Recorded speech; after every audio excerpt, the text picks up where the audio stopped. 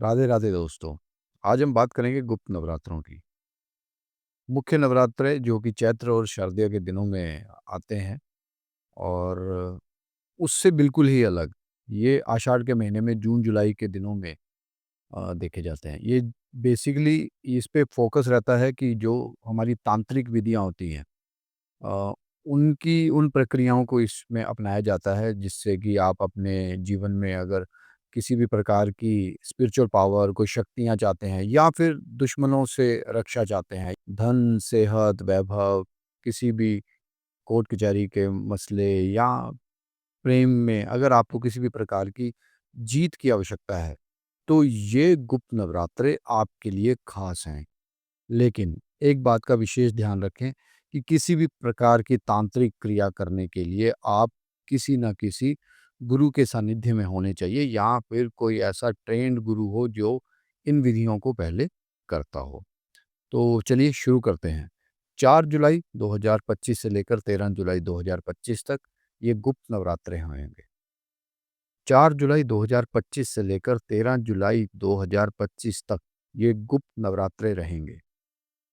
सबसे पहले इस वीडियो में हम बात करेंगे कि इन गुप्त नवरात्रों में यदि किसी को मंत्र साधना करनी है या पूजा पाठ करनी है, तो उसके द्वारा हम अपने सेहत का या धन संपदा का या फिर हमारे को किसी भी चीज़ की जो इच्छा पूर्ति करनी है, उसके कैसे काम किया जा सकता है। सबसे पहले आपको 4 जुलाई को सुबह अपना स्नान करके सब नहा धो के सफाई का इन दिनों में विशेष ध्यान रखिएगा, अपना धूप दिया वगैरह करके और आपको कलश स्थापना करनी है और आप जिस भी देवी से विश माँगना चाहते हैं, आप उसका आवाहन करिए। उसके अनुसार उनको फल, फूल चढ़ाएँ।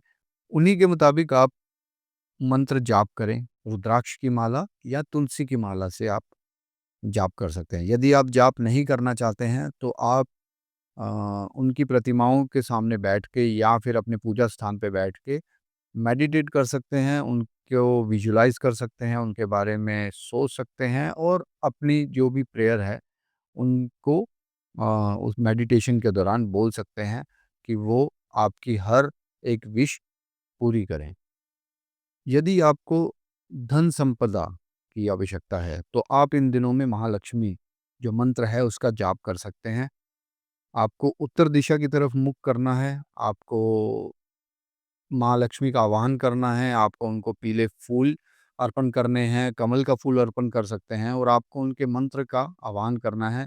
ओम श्रीं ह्रीं श्रीं कमले कमलालये प्रसीद प्रसीद ओम श्रीं ह्रीं श्रीं महालक्ष्मै नमः।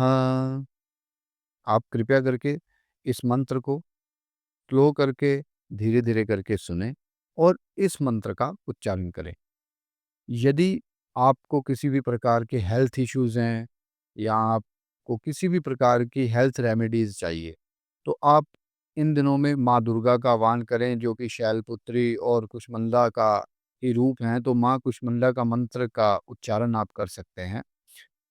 ये मंत्र कुछ इस प्रकार से है, सुरा संपूर्णा कलशम रुधिराप्लुतमेव च दधाना हस्तपद्माभयं कूष्मांडा शुभादस्तु में। आप इस मंत्र को भी धीरे-धीरे सुनिए और या तो कहीं लिख लीजिए। बाकी अन्य चीज़ों के लिए वैभव या किसी भी प्रकार की समृद्धि से संपूर्ण आप माँ बगलामुखी के मंत्र का उच्चारण कर सकते हैं। माँ बगलामुखी आपके दुश्मनों को रोकती है, आपके दुश्मनों का नाश करती है, आपके जीवन में आने वाली हर बाधाओं को दूर करती है। लेकिन विशेष ध्यान रहे कि आपको जो भी ये मंत्र उच्चारण करना है, ये स्पष्ट होना चाहिए, साफ-सुथरा होना चाहिए और साथ ही साथ आपको इन दिनों में, इन नवरात्रि के दिनों में अपने साफ-सफाई का बहुत ध्यान रखना है। साफ-सफाई जो कि आपकी शारीरिक भी होगी और मानसिक भी होगी और इन 9 दिन आप कंसिस्टेंट रहिए। यदि आप मैनिफेस्टेशन में बिलीव करते हैं, मंत्रास में नहीं बिलीव करते हैं, तो इसके लिए आप हमारा नेक्स्ट वीडियो देख सकते हैं। उसमें हम आपको बताएँगे कि इस गुप्त नवरात्रि में आपको मैनिफेस्टेशन कैसे करना है, और क्योंकि ये एक ऐसी ड्यूरेशन है जिसमें तांत्रिक प्रैक्टिसेस बहुत ज़्यादा रहती हैं, तो इसलिए स्पिरिचुअल पावर्स को एनहांस करना हो या फिर आपको कोई भी अपनी विश पूरी करवानी हो, तो इन दिनों में यदि आप डिवोशनली और कंसिस्टेंटली आप इन जो रेमेडीज़ हैं उनको फ़ॉलो करते हैं, तो आपकी जो विश है वो बहुत जल्द पूरी होती है। तो इसके लिए आप हमारी वीडियो को सेव करें और इस पूरी रेमेडी को एक बार फिर ध्यान से सुनें या कहीं नोट कर लें, और मैनिफेस्टेशन के लिए अगला हमारा नेक्स्ट वीडियो देखें। तब तक के लिए आप सभी को राधे राधे दोस्तों।